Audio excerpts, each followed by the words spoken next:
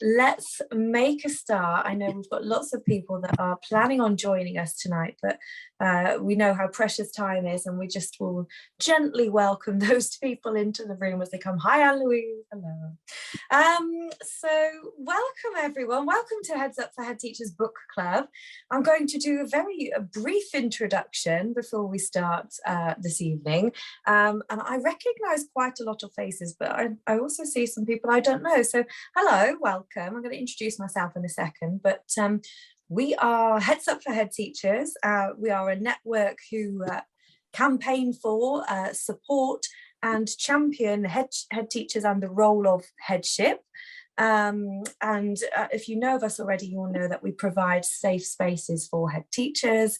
We do a lot of work on intentional well-being for head teachers and school leaders in recognition that there is just actually not enough of that in the system. So we do that through holding our safe and our confidential spaces, our coffee mornings, our Wednesday drinks evenings, our Hopes for Ed events, our boot camps, who I just mentioned, Michelle and Kirsten, who's just arrived, who've been on our boot camp this weekend. We're all very tired out. And of course, our monthly book clubs, which has actually come out of the conversations that we've had in those safe spaces for head teachers. We recognise that we've got a lot of book lovers in our community, and so we hold these spaces once a month to inspire you. And it's my pleasure this evening to welcome nearly the entire Diverse Ed Manifesto crew, who are taking up a lot of squares on my screen right now, which is fabulous. But yes, Audrey. But we are tonight going to discuss this incredible book and celebrate it too. And just to mention, this session is being recorded, but it is a very informal and relaxed and non-judgmental space. So I really do welcome you to ask questions, connect in the chat, reach out to each other. You know, if you hear something that's really vibing with you, then just reach out and talk about your experience. And each of our lovely authors is going to share a little bit about their work and their chapter. And I'm going to also hand over to Julia and then to the wonderful Hannah Wilson, who is the editor of this incredible brick of a book. And Julia is our residential Heads Up for Head Teachers. Oh, look at it there. Yeah, I can see it. It's a beast. It's a powerful beast. It can do some damage and some disruption and some impact in the system, I hope. But Julia is always, on a monthly basis, hosts these spaces and holds the spaces for people that love and enjoy these books. So I'm grateful to Julia, and I'm grateful to Hannah, to Benny for editing the book, and for all our lovely authors, and to you guys for showing up on a Thursday night and when your time is very precious. So I hope that you enjoyed the session tonight. And with that, I'm handing over to Julia. Good evening. Good evening, Kate. I've got that bit of a husky voice tonight, haven't I? Do you know what? This is a book that I wished I'd had when I was still in headship. It would have been there by my side every day. And late into some evenings to dip it, and I think that's the point of it. Although it looks like a brick, it's quite easy to read because you can dip in and out. But also, Hannah, the structure, I'd say, is great for anybody that just needs to sort of have a little reflection on their practice. So I might delve into that in a little while and think about the purpose and the use of the book. But it also reached out to me in terms of how it interacts with you just as a person, in terms of thinking about how we feel about all the protected characteristics, what we know about them, and probing our own thinking. Because I think it's relevant to say, Kate, you said it's a safe space. This can be something people are really worried about talking about in case they make mistakes or they say things, and actually what the book does is give us permission to have honest conversations, because we don't know what we don't know, do we? And that's what struck me, and I'm so grateful to so many voices being here tonight, because everybody's got a different voice. There's a uniqueness in everybody's characteristics, and actually that's what sings from the heart of the book. for us all to take time to just reflect. So I'm really grateful to you all for being here tonight. I'm very, very excited. I'll try and stay with you because I've got brain fog like nobody's business today with a horrible lurgy. But it'll be great to dip in and out of different people's perspectives and where you're coming from, just to probe us, to get us to reflect. And that's often what happens when we talk about books in HeadsUp. You know, somebody's seen a piece or they've heard somebody speak and we delve into the book, but just to take some time to sit and think, actually, what is it I need to know about this? What about my practice that I need to challenge, but also about my thinking and the way I live? So I'm very excited, Hannah, to welcome you all here, and so grateful to you for bringing this thing out, you know, and the toolkit, because the toolkit's so useful. I just wanted to talk to you about the actual mammoth task of putting it all together as well, Hannah, and you know, how it was born about, really. And I know what your passions are, but it would be helpful for people who don't know, but also how that structure helps people. So the actual structure of the book, and how when they're dipping in and out, there's some useful tips in there. So I'm going to hand over to you now. Thank you very much. I will do a very quick how the book came about, and then I'm going to hand over to our lovely speakers. So we've got someone from nearly all of the chapters. So Diverse Educators came about because when I co-founded Women Ed 7-8 years ago, we got criticised quite quickly for being a white feminist movement, and was Women Ed representing all women in intersectional ways. A year later, BAME Ed launched, a network for people of colour in education. A year later, LGBT Ed launched, a grassroots group for people who identify and their allies. And a year later, Disability Ed launched. So there are 4 big grassroots network spaces that are really thriving. Women Ed's now got global footprint, 2 books, 40,000 followers. It's absolutely amazing. But what happens when you have an intersectional identity? What happens when you bridge those different identities? And as a head teacher, I was really challenged by Benny, my deputy head, as a friend at the gate one day, saying, I've got to go to 4 events this month. This Saturday, I'm a woman. Next Saturday, I'm brown. The Saturday after, I'm gay. And the Saturday after that, I've now got a hearing aid. If only there was one event where I could take my whole self. And my little bubble was popped. My privilege was challenged. As a white, straight, able-bodied woman, I only had to go to 1 event. So that's where Diverse Ed was conceived from. We had a big, beautiful school, loads of space, lots of people in the room, came to that very first inaugural event in January 2017. We were a grassroots event for 3 years. We didn't even have a Twitter handle at this point. We were literally a hashtag. We were busy running schools.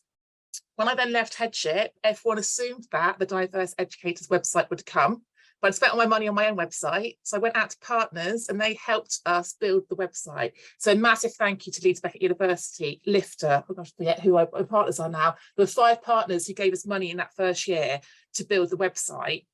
Benny and I then sat in my garden having gin, as you do, one August, and she said to me, we need to do a book, Han. Like, we need to move the conversations off of Twitter. Only 10% of teachers are on Twitter. And what about the 90% of teachers in those 27,000 state schools and beyond who need to have these conversations? And we know that Twitter is really, really divisive, and you can't get across some of these ideas in the number of characters you have in a tweet. And it can cause a lot of fear, a lot of unsafety for a lot of people. So that's why we wanted to do the book. Read the structure.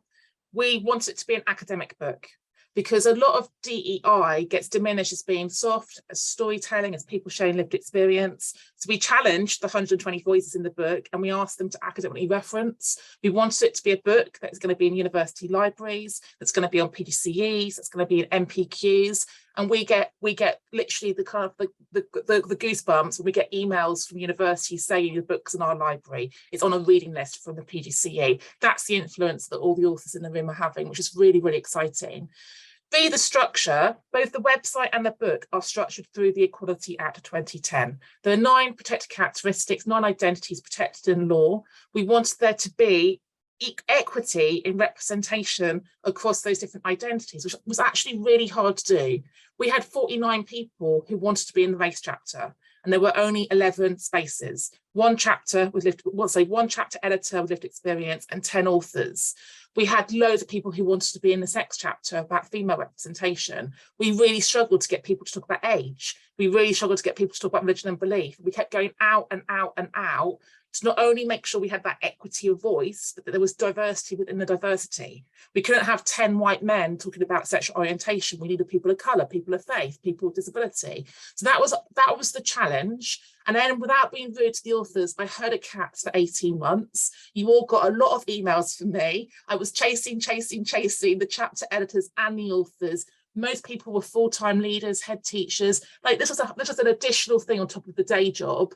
And it also was a deeply personal thing. People were writing things about their personal lived experience that they weren't going to do in a rush on a weekend. They wanted it to be right. Even after we submitted the manuscript to the publishers, I still had people email me saying, Hannah, I just don't like that word or don't like that sentence. Please, can you change it? Like, this is my personal narrative going out there to the world. I want it to represent me. So there was a lot of kind of things we had to think about. So that's enough for now about the book. I'm going to invite each of our speakers to really bring to life why they wanted to be in the book, what was the message they wanted to share, and what was their call to action. The book is called a manifesto for a reason. We're not about lip service. We're not about talking. We're about actually active, what can we do to make a difference in the system? So I'm really keen to hear why people chose their manifesto commitment. So I'm going to go to Age first of all, and the lovely Nikki Bright. Nikki, over to you. Share a little bit about your journey and what you wanted to contribute to the book.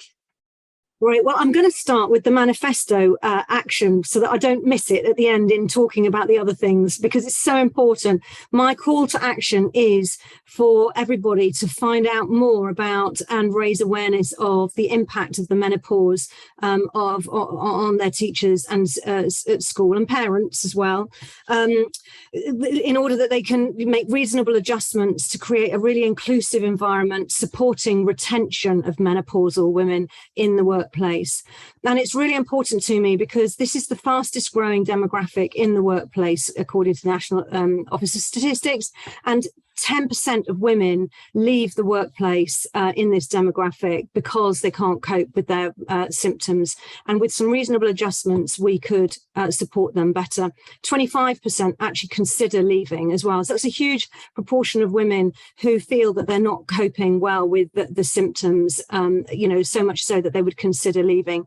There's far more. About 25% of women go through the menopause without any difficulties, which is wonderful. But, that means 75% of women have some severe difficulties or not so severe difficulties, but could have some help. And the reason that this is so important to me as well is because this impacts their future lives, their financial security, which impacts the choices that they can make in life as well. Because, women's pensions in teaching are 28% less than men's. And that has an impact on their families and their communities and so on, supporting them in their later life. We live longer as well. Nationally, that figure is 50%. The pension pots are 50% lower for women than men. Now, some of that is because people have taken time out because of children, etc., etc. But a lot, 10% of women leaving early because of their menopausal symptoms is a lot, and it's a brain drain. And we owe it to our young people to retain this fantastic experience. And with some reasonable adjustments and some support for yourself and understanding yourself, that can help. I feel really passionate about this because my lived experience was that as a head teacher going through the menopause, I knew nothing about it. How so? I was teaching in a girls' school. Menopause was never talked about. Most of my career was through girls' education. And at school I was taught, and then your periods stop. Hurrah, you won't get pregnant, how not to get pregnant and so on. And nothing about the impact of the perimenopause, in fact, which is arguably even more important than the menopause, because, you can be going through that during your 40s. So much of my work is around raising awareness around the perimenopause and the menopause, because that lived experience of, if I had known more sooner, I would have, been more effective with what I was doing. And, I know there's other women, I want to help them stay in the workplace and have those choices for their future. How's that? Is that 2 to 3 minutes? Hang on, Nikki. Good timing. Right? I learned more about my body in 1 hour listening to Nikki run a workshop about the menopause, and I'm 43 years old. And she's also curated our menopause awareness DEI toolkit, which I'll pop in the chat in a second. So Nikki, you're doing fab work. Thank you so much for being one of our contributors. Not at all. I'm in and out of schools all the time, so very happy to help people. Brilliant. Thank you, Nikki. I'm going to swing over to Julie. Julie is one of our contributors from the disability chapter. Julie, thank you for joining us. Over to you to share your journey. Hi. I've lost my voice, so I definitely won't make 3 minutes, but I still thought it important. I'm really sorry. First time. So within my chapter, I focused on mental health awareness and being an employer and having people in your workforce that identify as having a mental health illness. It's actually not that bad. Alison will tell you I was at work all day, I was okay. I was passionate about this for 2 reasons. One, there was the influx of people talking about mental health via the COVID pandemic, the impact on children and adults. And actually, I want to be really careful. This is a very safe space. I haven't worked in a lot of schools, but I did witness a senior leader bully a member of staff, not in my workplace, I'm very clear, but in a previous workplace, who had a diagnosis of bipolar. And this became normalized practice. And at the same time, which Hannah was part of, I was part of a group of women who were starting to write blogs during the pandemic that was set up by Angela Brown. And actually that group opened up my eyes, because that was predominantly women, it was a women's group. And they were talking about such personal stories of all kinds of, oppressed, marginalized experiences that they had. And I didn't even realize at that point, it wasn't until that point that I realized that I had normalized and accepted that it was okay for me to not be allowed to speak about my mental health diagnosis, which I had. And when I was 24, I was diagnosed, had a breakdown, suicide watch. It was quite a significant part of my life that I was taught, and it was normalized to be embarrassed about and to be completely ashamed about. And I was, and I made sure. And then when I came into a leadership role and saw that same behavior normalized towards somebody else, whilst being part of a group where people were actively writing about this, it led me to open my eyes to something that was quite traumatic. And what really broke me was that I hadn't been an ally to myself or to people like me. And actually I went through a journey. I found that really, really painful. And it meant that I had to, and I'm proud I did, I had no choice. I was in a leadership role to stand by that member of staff, even if that put me at risk. And I did challenge it. And I'm really proud that it was really positive. And it actually opened up a lot of people. I stood in the staff room openly and said, I just don't, like it was normal. As I said, I just discussed my background and what had happened to me, counselling, and the whole room just went quiet. And I said a previous employment that I had enabled me to progress. I was a deputy head at the time, enabled me to progress. And I talked about the strategies. I had an influx of members of staff come to share their lived experiences with me. And it was the first time I realized, which is shameful at that age, of that was a real leadership journey for me, of what leadership is. And yes, there's the strategic direction, the teaching and learning and everything that we get bogged down in, but actually the importance of your role in standing by, not you can get drilled in, and I say this at work all the time, it's always about the pupils, it's about the pupils. And I remember somebody once saying that's quite passive aggressive, and I say at work all the time, my job is the staff, my job is the staff, and then they go on to do right. So I talk about ableism, and I talk about the impacts and strategies that I've seen used that are successful in the book, which are there. I won't, because I'm focusing on time, but I think what that opened up is, in the dialogue we have at school, in generally what I've taken away from the book, from other chapters I've read, is that I hear people say, yes, but tell and protect it, it's so much to learn, it's so much to think about. But when you take away the learning, it comes down to the same thing for me, which is opening up a psychological safe space where people trust you to share their stories, They know that you're going to not minimize their stories or put your version onto their story or what you believe their story is to be. And then your questions are, you want the people to be able to thrive in your organization, and for them to be able to do that, they need to tell you what this organization needs to look like. And Hannah knows, I quote Karen Giles, who's a good friend, and she was a mentor to me, once said, a powerful statement to always use. For me to be effective, I am good enough. And for me to be effective in this role, I need. And people need to be empowered to be able to use statements like that, because it shows confidence that I'm able, but I need, and everybody has that. And I guess I hope Anthony, who works with me and my team, with our team, would say that that's something we've done a lot of work on in terms of allowing that space. And we're aware, so I'll be around more for questions, but I'll kind of end it there, that's the kind of culture that we've set up in our school. Julie, thank you so much, like you say, and thank you for struggling through with your voice there, but every time you speak, you really speak to the heart, because you are so honest and so open and vulnerable. I always appreciate that. But your commitment to the manifesto was about creating safety and spaces where people can navigate them without prejudice, and I think you've really modelled that, so thank you so much, Julie. I'm going to swing over to Matthew, who was one of our contributors from the gender reassignment chapter, probably the chapter that the group was the most worried about how it's going to be received by the world, wasn't it, Matthew? And I'm sure you might speak a little bit about that, but it's great to have you here. Over to you. Thank you so much, Hannah. I think I contributed to the book because I wanted to be part of what I saw as an essential movement. I wanted to enable the teaching and leadership community in the UK and worldwide, which is where my experience was, to engage with my family's personal story, I guess. There's so much noise out there, and I wanted to help amplify the volume of the voices that matter most and that aren't heard.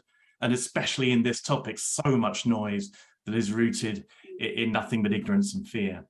My own lived experience, both my adult children, they're now 21 and 22, they're both trans. My youngest, a proud gay man who first came out to us at the age of 14.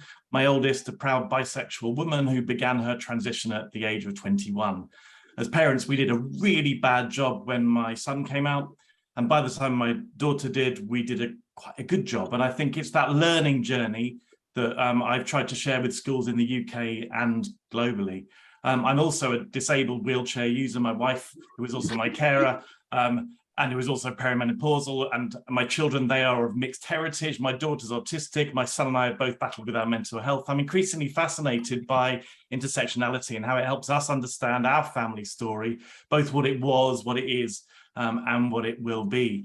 And in terms of my commitment, as a parent, as a principal and educator of 25 years, as a consultant and trainer now, I'm committed to helping schools build a place of safety and of unconditional love, where every child, be they cis or trans, intersex, non-binary, gender fluid, gender queer, non-conforming, can be seen, be heard, be known, and belong. And as a result, that they can thrive. And I guess for my call to action, Hannah, I direct people to my Diverse Ed blog from the 21st of July, where I cite Niemöller's poem, There Was No One Left to Speak Out for Me. And I call on others to learn from the trans community, to listen to the trans community, to challenge others on behalf of the trans community, to advocate for this marginalized and fragile and delicate group.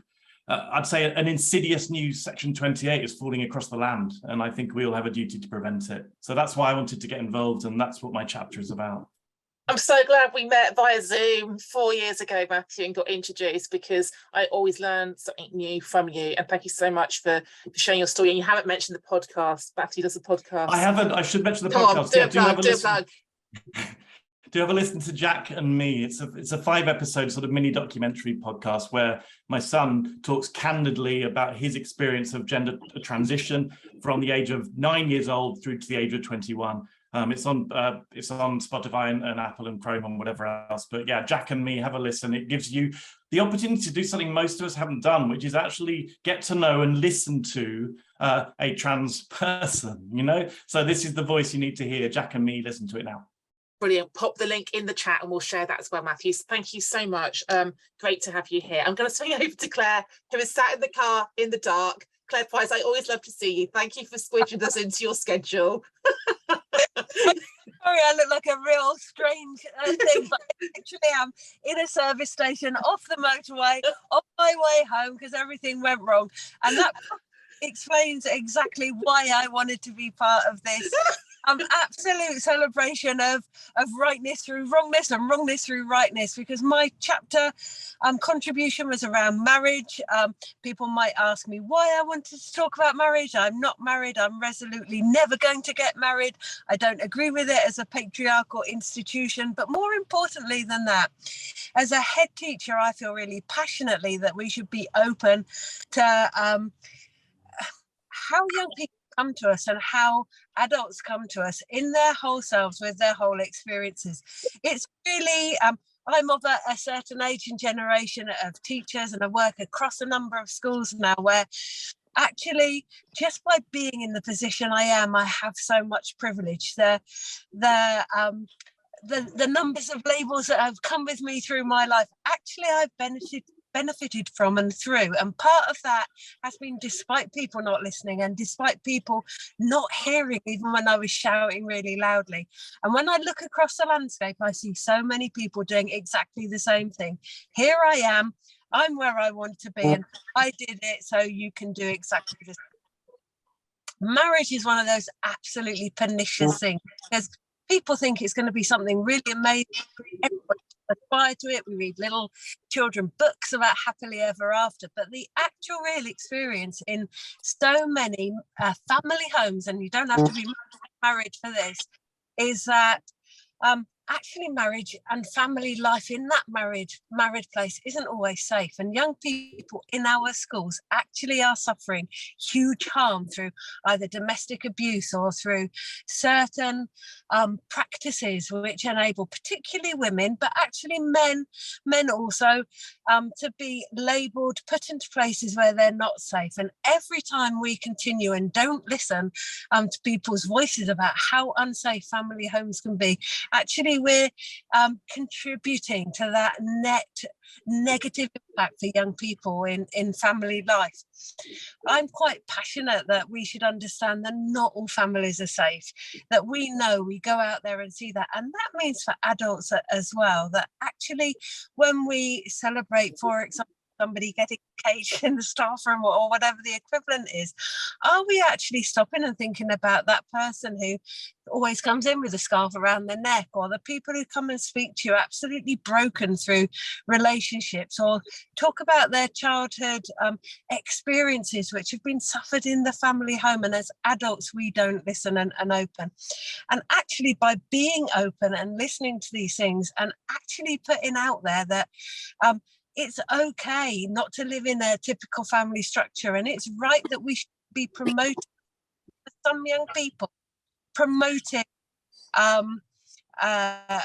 marriage, for example, or promoting things where they're being entered into things that they don't want to be entered into, is really, really harmful. And if we don't stop and think for our staff and for our children and our communities, that actually every time we say something, we are hampering people from being able to speak, we're stopping them from having their voice, and that we're not able to allow people to be who they are. If we think about the menopause, for example, most divorces happen when women are going through the menopause, and men usually go on and marry somebody much younger and wait for them to go through the menopause when you look at the statistics. So it's all there together. And if we take this sanctity of being a married person as being the right thing, we're not allowing people to bring their whole to it. So I think my manifesto call to arms was actually about make sure we don't promote something as being idealized, idealistic, normalized and normative, when actually it really is not, and everybody comes to the situation, comes to their own position in terms of family life, and that their experiences are really important to be heard.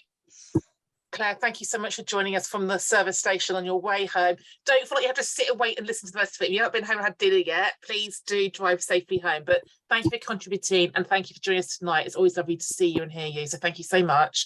I'm going to swing over to Adrian, who's one of our representatives from the race chapter, which it was the most, like, we were inundated, weren't we, Adrian? It was a hard one for us to think about that balance within this chapter. Share with us your journey to writing your piece.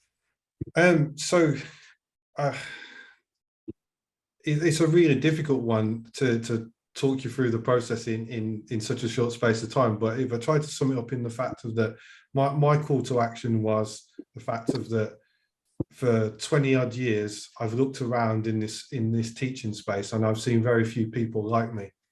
And those of you that know me know that I'm a stubborn so-and-so and I'm a resilient so-and-so, and you're not going to get rid of me. I'm driven to get to where I need to get to.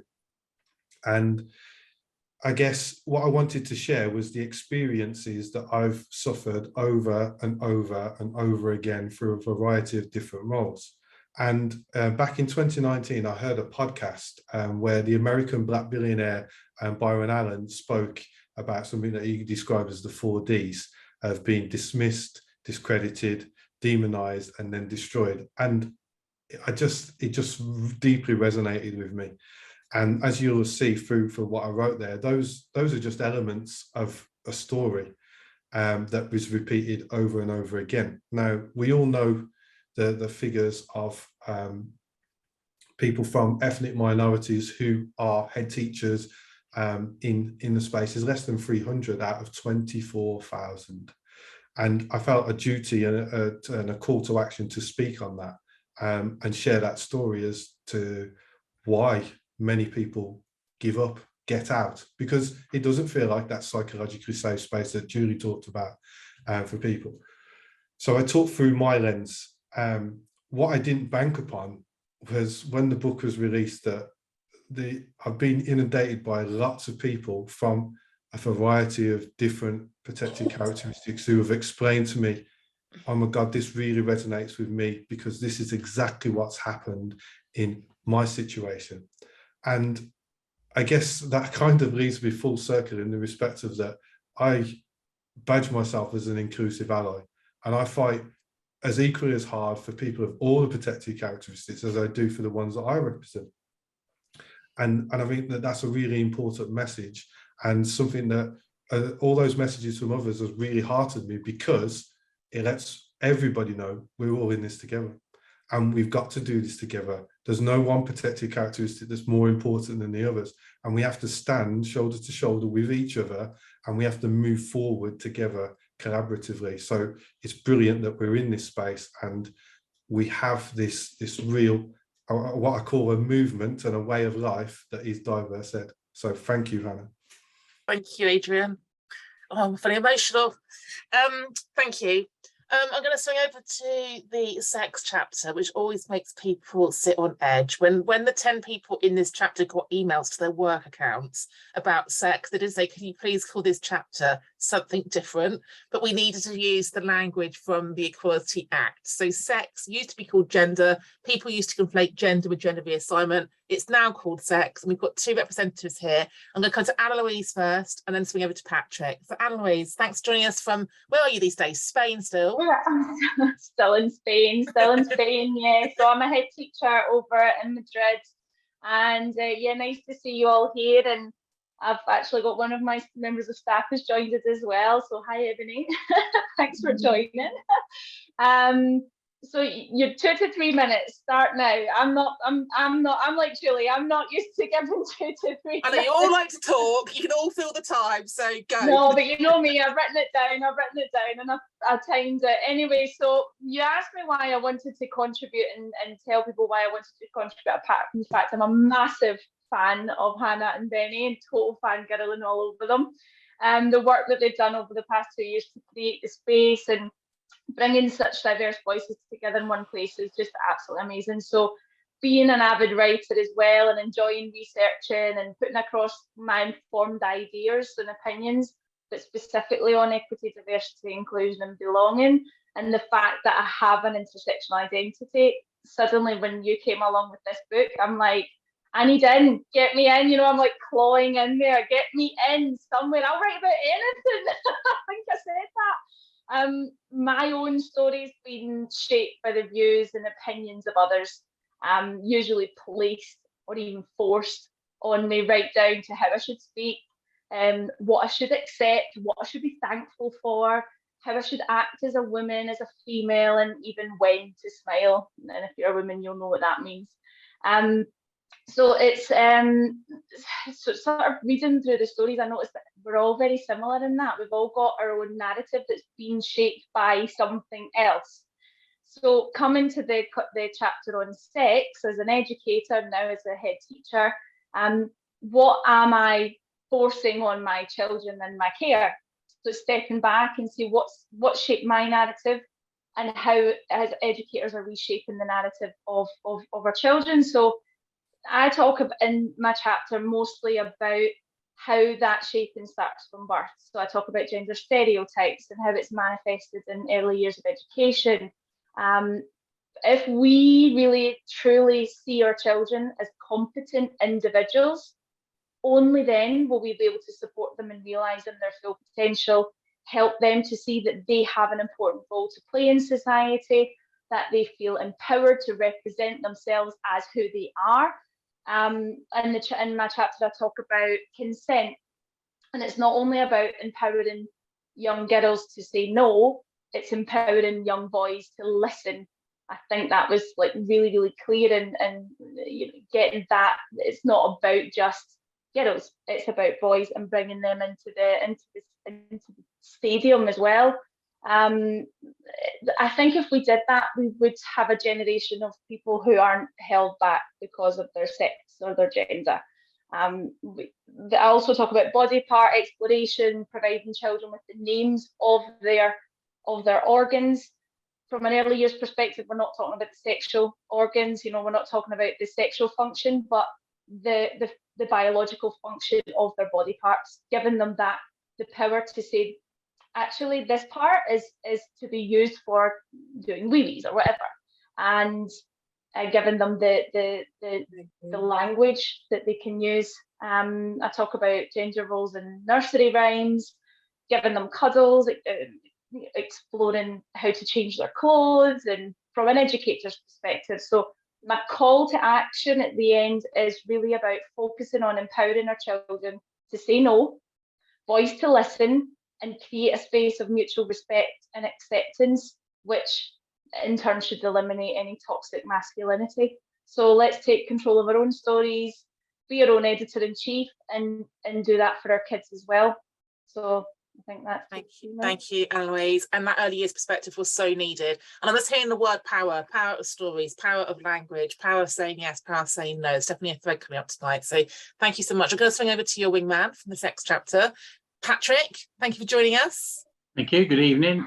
First of all, it's wonderful to be here on a Heads Up for Head Teachers event and a Diverse Educators, who have been heavily involved at the start of things, or been involved, privileged to do that. So it's wonderful, two organisations coming together in this way.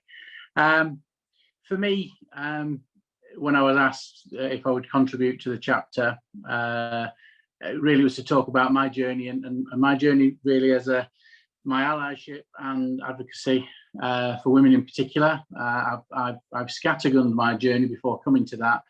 My own personal call to action, I'm afraid to say, didn't happen till I was 28 years old. Until then, I was telling the sexist jokes and joining in with everybody else in the staff room in the corner, and felt increasingly uncomfortable with what was going on until I first called out the behaviour, as I've increasingly felt more and more uncomfortable, and lost many friends, or so-called friends, colleagues, over that, but gained the respect of so many more, and of myself as well.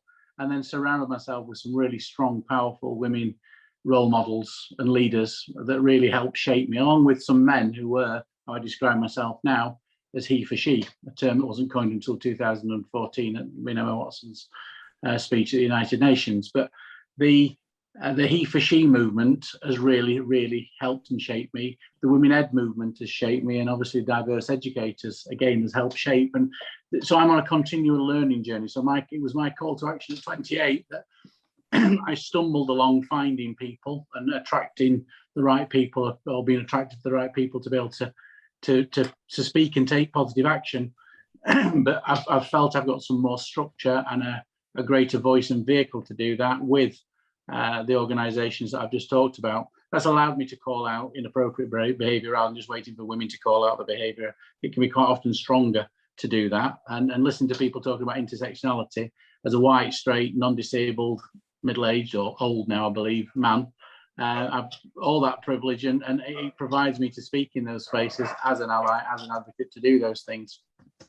The variety of things that I've been able to influence and use that influence. So the inclusive language we've heard spoken about already, how we use that and modelling that and encouraging, challenging, call out when I don't hear that.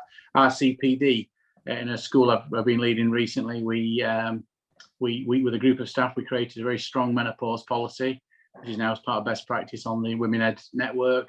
Along with the right people, we trained all staff in school on menopause awareness training. We then did some menopause plus training, and also trained some menopause ambassadors. If you like, you've got mental health first aids and physical first aids. There were signposts who could support, and that then went so that all members of staff, male and female, were in there. And there are some male advocates in there as well, which is ambassadors, which is great. So trickling through all our policies and practice within school, and being loud and proud in our recruitment and retention policies, and talking openly about opportunity and equity and equality.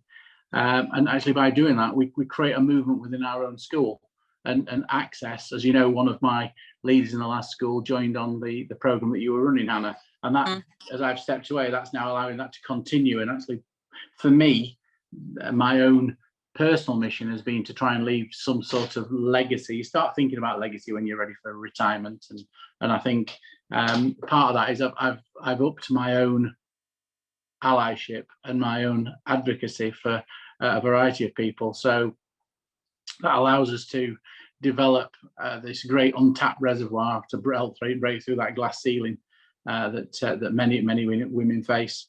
And so I suppose my call to action is I now, at every opportunity, and even if I'm speaking at a conference about something completely different, I talk about women.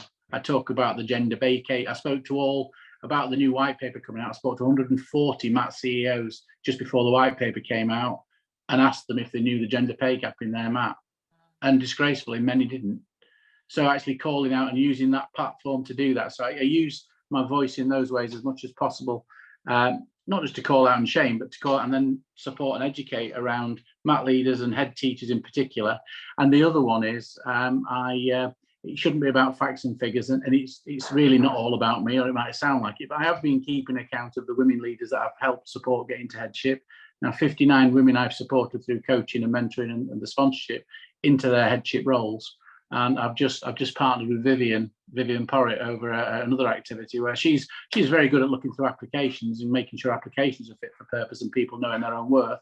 I've been very successful at supporting women in securing those leadership roles. So together we're picking people up, and we're going to try and create a pipeline and encourage other male leaders to join that space to be as active and proactive in that he for she movement. Brilliant, Patrick. Thank you so much. And you do absolutely personify what allyship is. And we need more white, straight male leaders in the system to follow your lead. I'm also going to say, if you don't mind me sharing, Patrick is a talker, not a writer. He hates writing blogs. I've made him write a few blogs. When I said, will you write a book? He went, what are you thinking about? I talk, I don't write, Wilson. And I went, you're quite capable of writing a chapter in our book. So I appreciate you stepping out of your comfort zone as well, Patrick, when it came to that. And you know that was a big task for me. I know it was, babe. I know it was. Called out on that. No, but I appreciate it. So thank you very much. Last but not least, the lovely Audrey represents our intersectionality chapter. We wanted to make sure that we had that tent space for the people who have the double, quadruple disadvantage potentially the navigating. So Audrey, tell us more about your piece and that chapter. Thanks, Hannah. And evening, everyone. Lovely to be here. I'm going to start my timer because I'm going to make sure I stick on 3 minutes. I love timers at the moment. So let me start with the call to action. So the call to action for me and being involved in this book was all about recognizing the unique and positive impact of Black female leaders in education, and also to acknowledge and celebrate their positive contributions to education across the board, because all too often Black female leaders are often spoken about in either past tense terms or in terms where they have been amazing, but at a cost, i.e. people don't like them because they've done this, that, and the other, and they are effectively stereotypically placed into a category.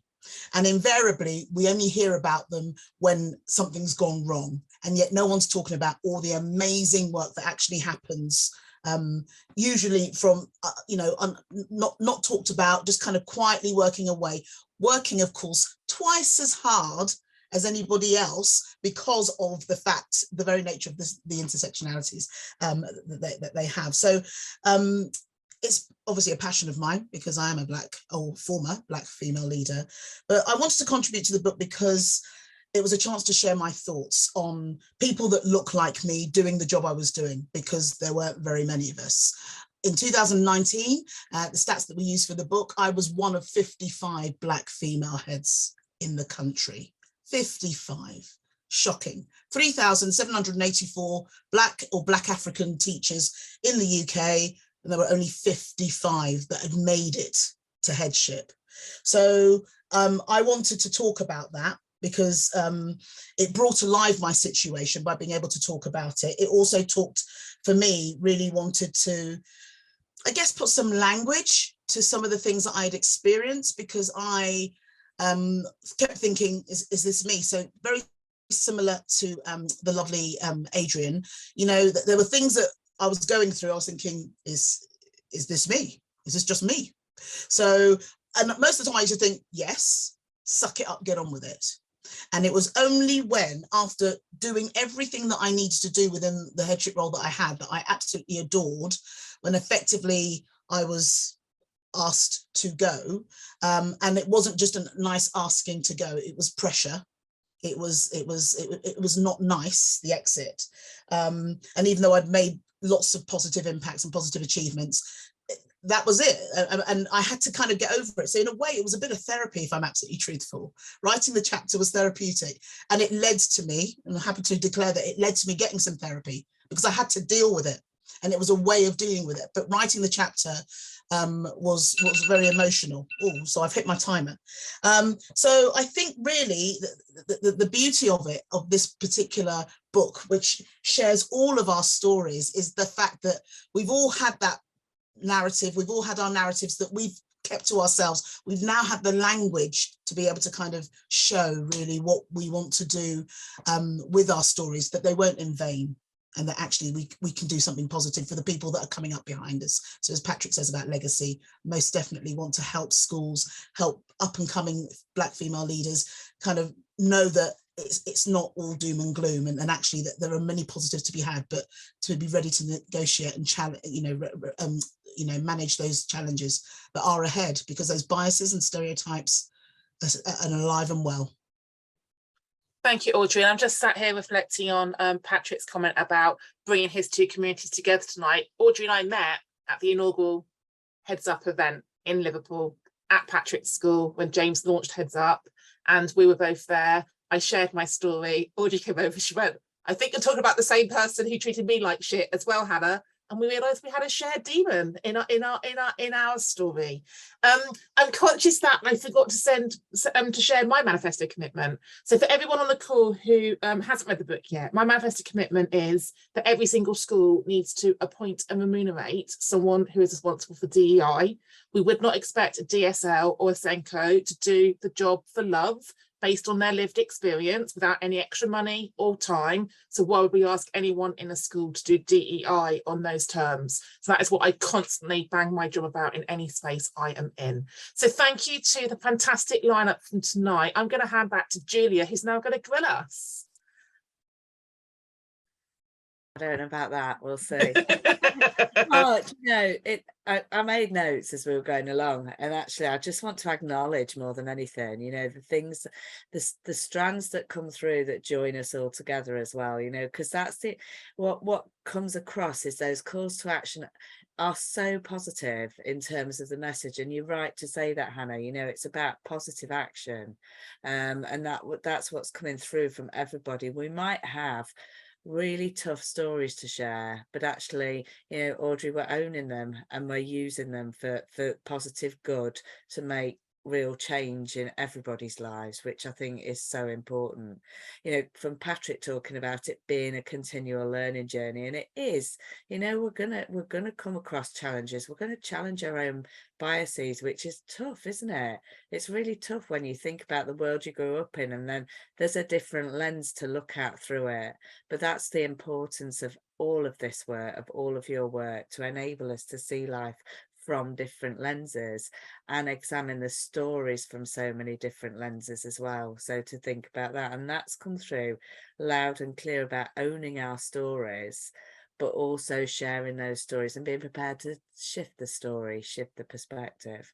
And what's, you know, we've used our voices tonight in whatever way, but actually the power of voice to really create a sense of agency around this as well, which is why it was so important for us to start this year off. I had such a moment at one point, because those of you who know which books we covered last year, we started with a book called Permission to Feel, and that really came through tonight about it's absolutely okay to feel about stuff, and you know, and to share how we feel about that, to verbalize it, to shout it from the rooftops if we need to get people to listen.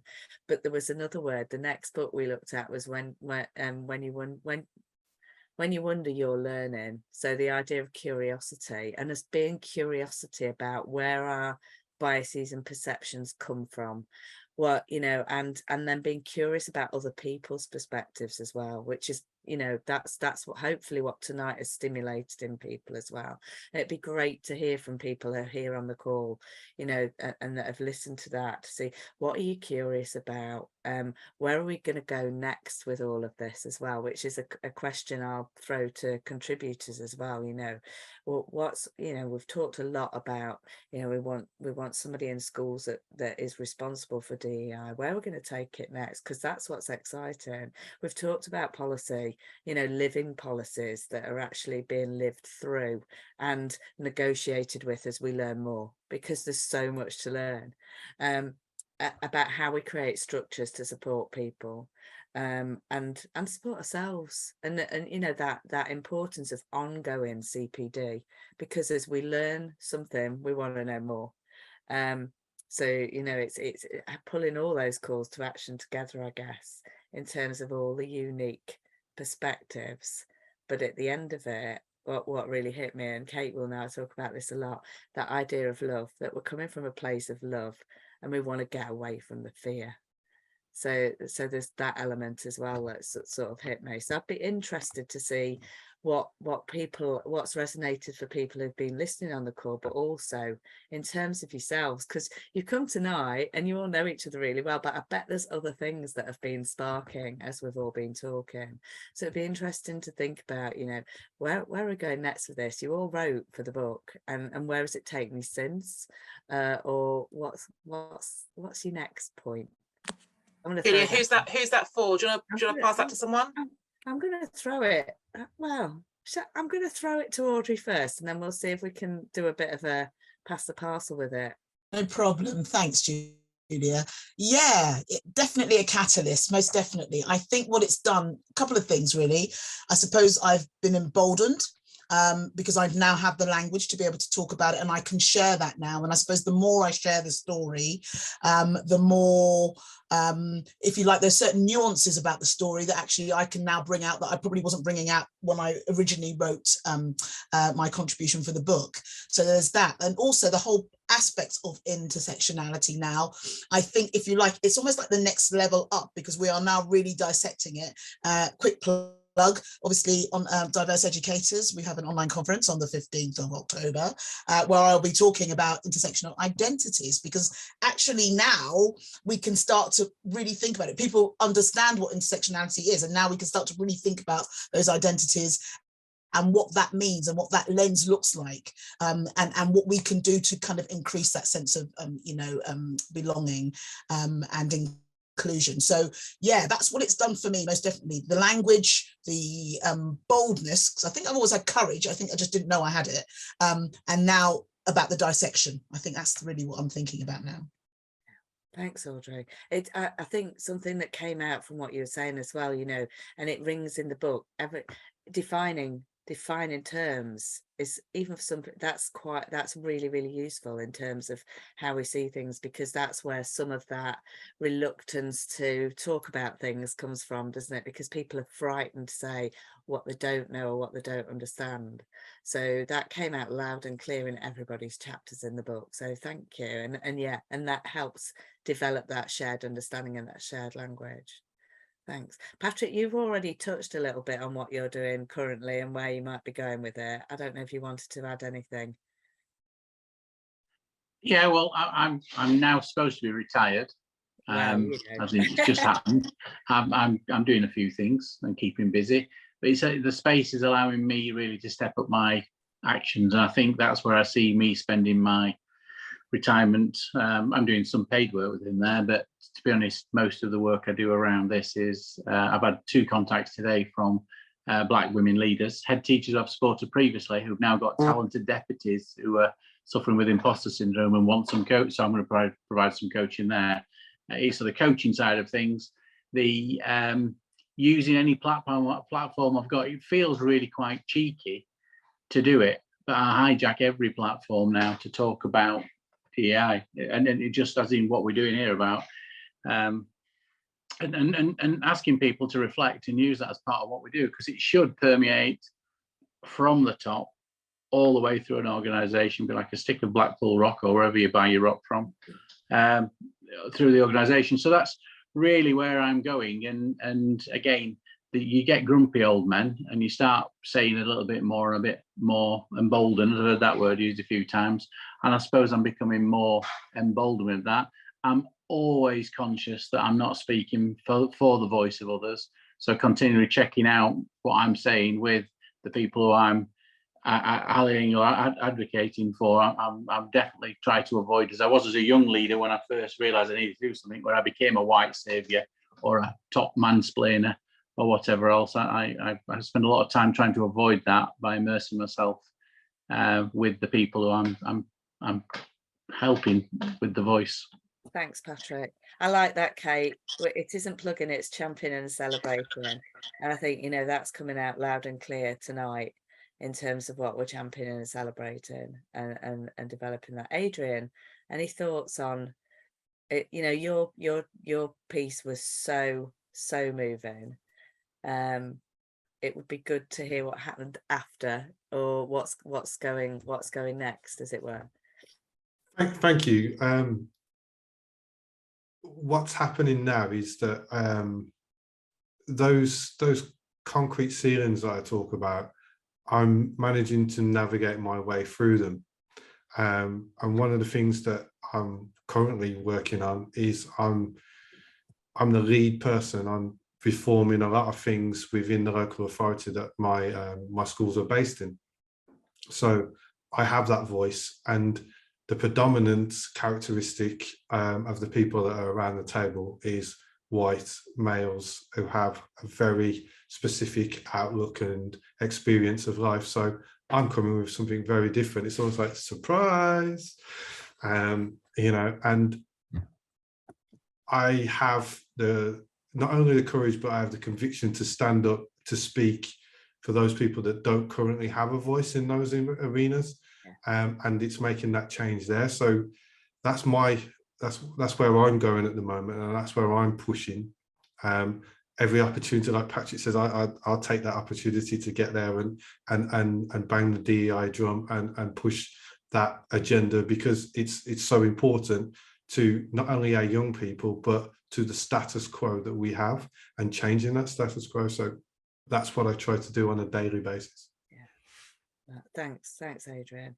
You're absolutely right, Julie. I don't know if you want to say any more about the governors and head teachers. As the chair of governors, it's something I'm having regular conversations with in school and with governors, you know, and because my school's within a trust, so talking upwards as well, you know, because we often focus on the school that we're working with, but actually we need to challenge those above us as well. So yeah, I think that I was part of the DEI leaders course that Alison also joined, and it was a privilege to be part of that course. And I was speaking, what made me recognize the importance of it being led by, I don't like language like this and it doesn't run through our school, but on a topic like this, from the top. And we don't lead our school in that way, but important aspects of this work needs to come that way, because it puts the president of the importance of it. And it needs to come from governors, and it came from that course because many people were given the title, and people were talking about it wasn't recognized with a TLR payment, which wasn't then again being given the importance. It was more like a tokenistic thing. Oh yes, we should do this, and if we have someone with a hat, it looks, and I was leading on it anyway, but I just feel that, I think Hannah, was it you said that it shouldn't be a DSL or SENCO? The equivalent of it should be formalized and remunerated. Yeah, and I do feel, I've noticed that in my position, and we're not a hierarchical school in that way, but I do notice that when things come from me, and Alison has said that as well, you have to own that when things come from me as the head, it happens, things get actioned. And sometimes people will come to me to say, you need to say this in the briefing, because when your voice speaks, things get heard. And I don't think it's something that will ever slip off. It can't ever slip off, because you'll never go, because your dynamics within your culture change, so your staffing change, and the needs of your and your children and your context and your community is constantly changing, and you need to educate yourself with that. So it will always be there as a priority for me. Can we bounce that over to Matthew, Julia, because Matthew's worked in international schools and is doing lots of work around DEI globally. But Matthew, this idea of where the role of the DEI leader sits, what's happening in the international sector? I think on the surface, there's a widespread hunger for DIJ input and DIJ work. I think what challenges me internationally is how far those routes go, how easy it is to put a couple of people on a course and have a quick policy and tick the box and say we're doing DIJ. I think the work that I do with schools across the world tries to just explore the notion. I think one of the other speakers put across that everything is DIJ. A lot of my work is on well-being. You cannot have well-being unless you address and pursue DIJ, and vice versa. So I think things that came out of the project that you invited me to join, I think it made me reflect more on my own identity. It made me reflect on my own identity. And I don't think I'd ever really done that in the previous sort of 47 years, which is quite significant. I think I was also struck by the solidarity in the struggle. And that one of the things that distresses me so much from a gender identity point of view is the divide and conquer and the divide and rule that's happening at the moment. And I just think we are all stronger if we are fighting power and speaking truth to power together, because each of our needs, whatever the intersecting characteristics, are common, I think. It's also given me that audience, as you said, to work with schools across the world, and some of them in really challenging contexts. I worked with a group of schools in Prague recently, and the Prague law states that in order to be allowed to transition officially, you have to be sterilized. Now, extraordinary laws, only a few countries borders away from our own. And these schools still are hungry to put DEIJ on the map and put it first in everything that they do. I suppose the only other thing that's given me, and this ties in with something one of you said, but I forget who, I'm really, really sorry, is this idea of love. I think ever since I started working with you, Hannah, and with ECOS and COBIS on their DIJ work, I feel comfortable, finally, after 25 years in the profession, talking about love, the importance of love, and the importance, most of all, of unconditional love. As Hannah knows, my mother, we haven't had anything to do with her for 5 years now, because 5 years ago, she sat down with my son, Jack, and said to Jack, as long as you continue through this phase, no one will ever love you and no one will ever find you attractive as long as you live. So we've seen how conditional love can be, and then it isn't love. So I feel kind of liberated to talk about the power of unconditional love in the work I do with schools as well. So loads of it's come out of me. I'm just so grateful to Hannah and the team and the project, because it's been transformational for me and hopefully then for the schools with whom I work. Thanks, Matthew. It's really powerful, isn't it? The idea of identity and the fact that love, you know, there's been times when I've heard people say love's fluffy, and it's not at all. You know, love's the beating heart of all that we do, or should be, shouldn't it? And you're absolutely right. Yeah, I'm interested in terms of the you know, that, because Kate knows I talk about it a lot, the sense of identity. You sparked something for me, Matt, because I went to an international school when I was younger. And I remember very vividly, I was a Brit in an American international school. There was only 3 British people in the whole school. And I walked into a geography session, and the map on the wall looked different. I couldn't even find Britain on the map. And that was the seminal moment for me to sort of say, everybody's perspectives are different. I was only, you know, very early in my teens, but that's, you know, you've reminded me, that's what started my journey in terms of thinking about everybody's unique perspectives. And one quick thing to add that you guys might find interesting: when I was a head in principal in Amman in Jordan, I tried to advance the cause of talking about and including gender and sexual identity, but it was incredibly difficult because you had an incredibly complicated society there. And what I ended up doing with my board and with a legal advocate I worked with is trying to fashion a DEIJ statement which even worked in Arabic as it did in English without attracting a spotlight. Like, at least here we have, in theory, the protection of the law on our side, but in so many of the countries I work with, you don't want to bring that spotlight. You almost want to do things in the shadows in order that you can keep kids safe. And that struck me as something that's really challenging internationally. That's really key, Matthew, that I have international educators who want to speak at our events, and they're not allowed to be on a lineup with someone who is openly out or trans or talking about LGBT or gender identity, because if their board finds out, or if the authority finds out, they'll actually get sacked. And I just find that staggering, that they want to do this work, but they feel so handcuffed so much of the time. One of the, after a workshop we led in our school on gender identity, quite controversially and shouldn't have happened as far as the board was concerned, our councillor left a little bowl of Pride Progress badges that people could pick up and put on if they wanted to show quietly they were an ally. 6 hours later, I had a call from a member of the board asking me who it was on the staff that was trying to turn the kids gay. So I think you've got this incredibly reactionary position in those schools, and I agree. Such a lot of work to be done on understanding, isn't there? You know, and ensuring everybody feels like they knows they belong, as it were. Nikki, I'm just interested in coming back to you with you after we've had a long conversation in terms of lots of what you said resonated with me. Yeah, and lots of what everybody else has said has resonated as well. As the head of a school that had international borders, you know, Matthew, what you're talking about really resonated with me in terms of some of the families and some of the experiences that we had with some of the children over in the UK, and the dissonance that there was between how we would deal with things and how the families wanted us to deal with things as well. There's a lot of work to be done. So thank you for that. That really resonated as well, as has everybody with all that they said. And this is the intersectionality at its best, isn't it, really, where menopause is popping up all over the place, you know? So there we go. That's good, isn't it? You know? Absolutely. Absolutely. It's yeah, Hannah, your comments about menopause really hit too, you know, because it's something, even though you go through it, you don't really know about lots of it, because it was never talked about. You know, I hit menopause at 36 after a hysterectomy, and it still affects my life now, 10 years on. But it was at a point where nobody even really wanted to talk about the fact that you had an early hysterectomy, you know. So it's a really interesting, you know, yes. How long are you going to be off for was questions that were asked. And I was like, well, I don't really know. No.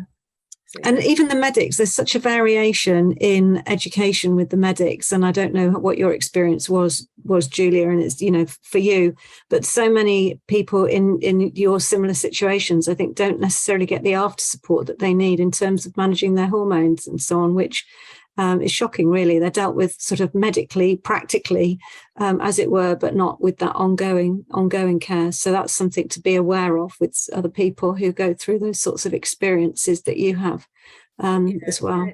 It's a big thing to think about as a school leader, especially when people are asking for time to go and see people as well.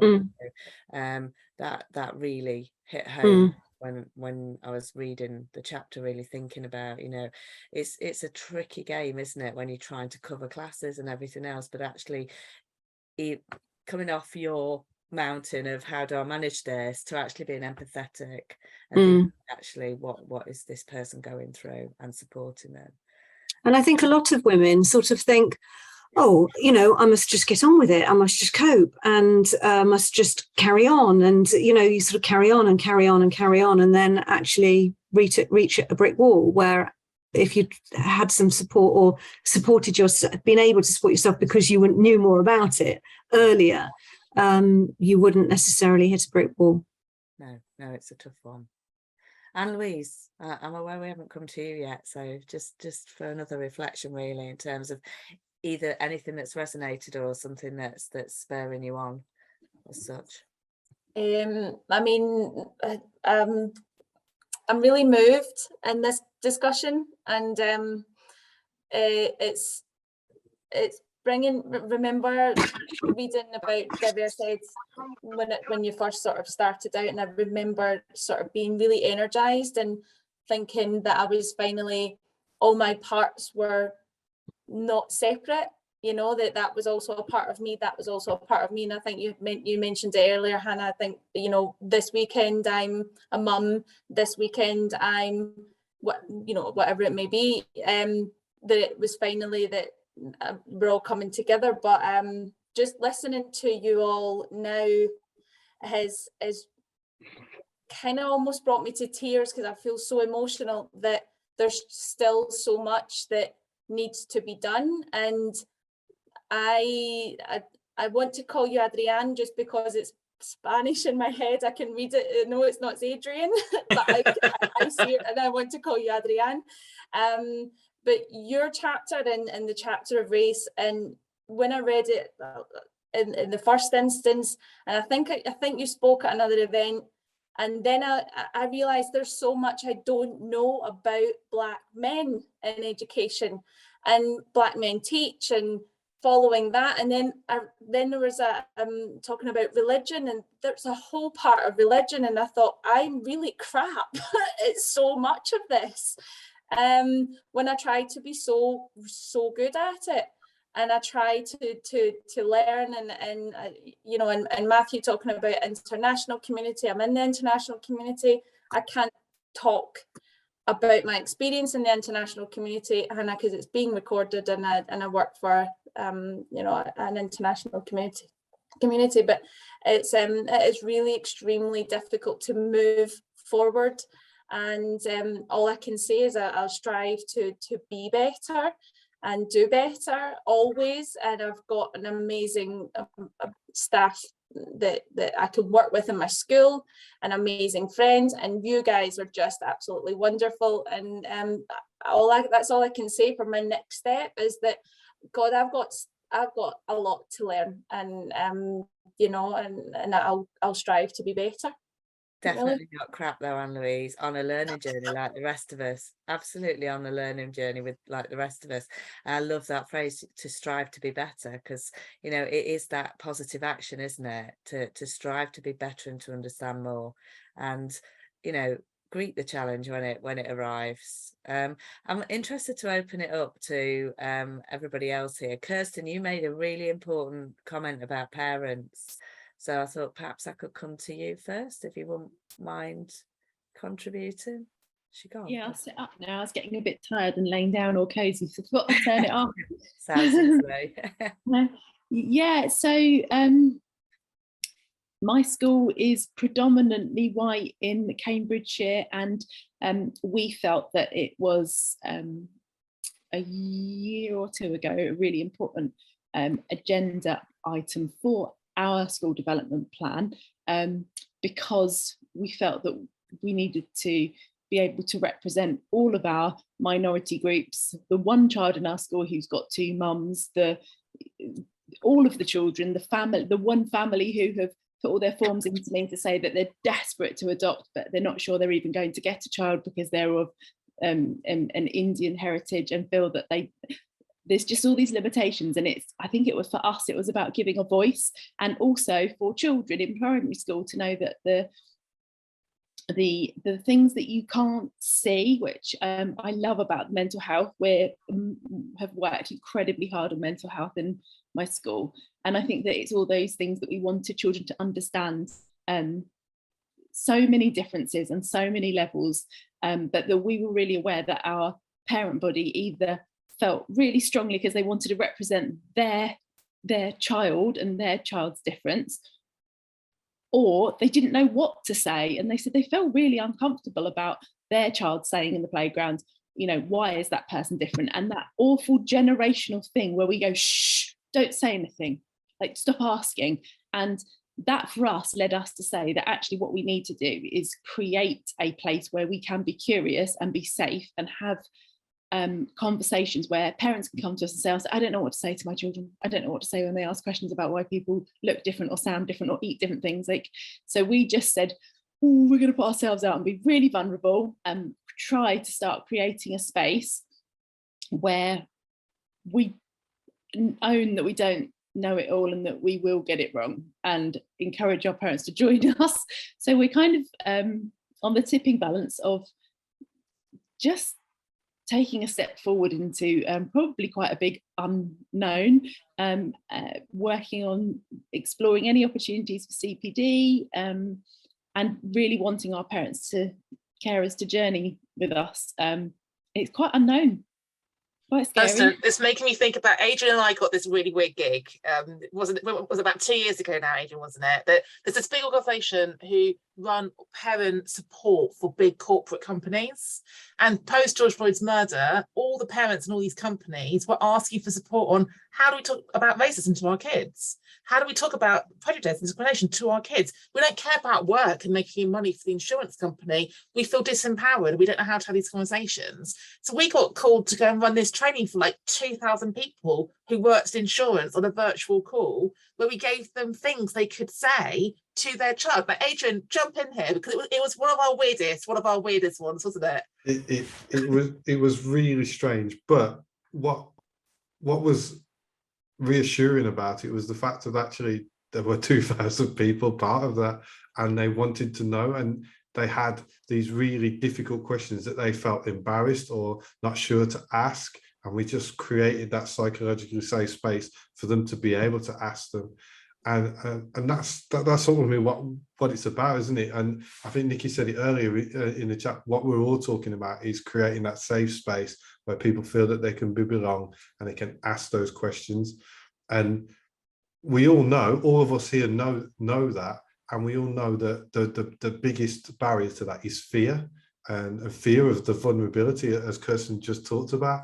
You know, you've got to put yourself out there and say, you know what, I'm going to get this wrong, and there's something that's not going to be quite right, but we're doing it with a good intention and with a good heart, and we want to improve things, and that is what's making a difference.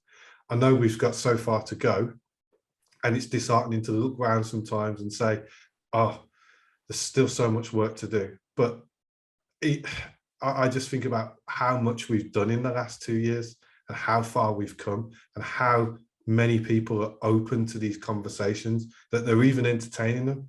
They're not dismissing the conversations or telling you that you're making it up or it's a figment of your imagination.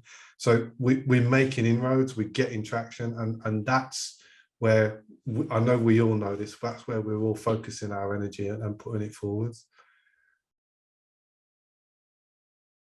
Thanks, Adrian. I think, do you know what? I think that's a great place to kind of draw it in, unless anybody else wants to jump in and say anything else. I think that's the clarity of the message, really. And what came loud and clear is the intention, and how we all come together with that intention, and offer that opportunity to belong within that space. So thank you.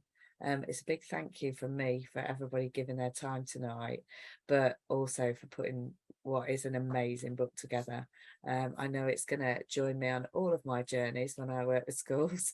It's in my bag most of the time, so I'm growing more muscles actually.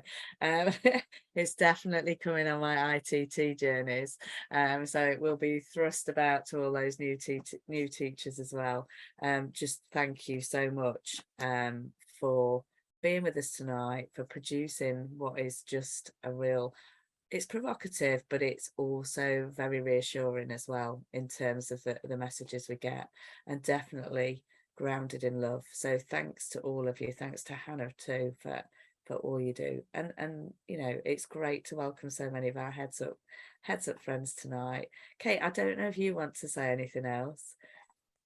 I don't know what is left to say. I'm just blown away. This has just been such an incredible evening. Thank you. I'm a strong believer in courage and vulnerability and sharing our authentic narratives, and we've connected tonight and it's been incredible. You know, your lived experiences are valued here, and in opening yourselves up tonight, you know, you are supporting others. The book is incredible. The work you put into it, all of you, is incredible, and the conversations that we've had tonight are keeping me curious about many things, and I would love to connect with all of you. So thank you, Julia, for hosting, our authors for being here, and our Heads Up and Diverse champions for attending tonight on Thursday.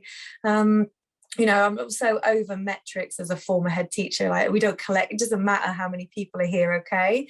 But what I would love for you to do is just to champion diverse ed and champion Heads Up for Head Teachers as safe spaces for people like you who are courageous and vulnerable, and want to connect. That is what I ask of you. So many thanks, and of course, just love to all of you. Thanks, team. You're welcome.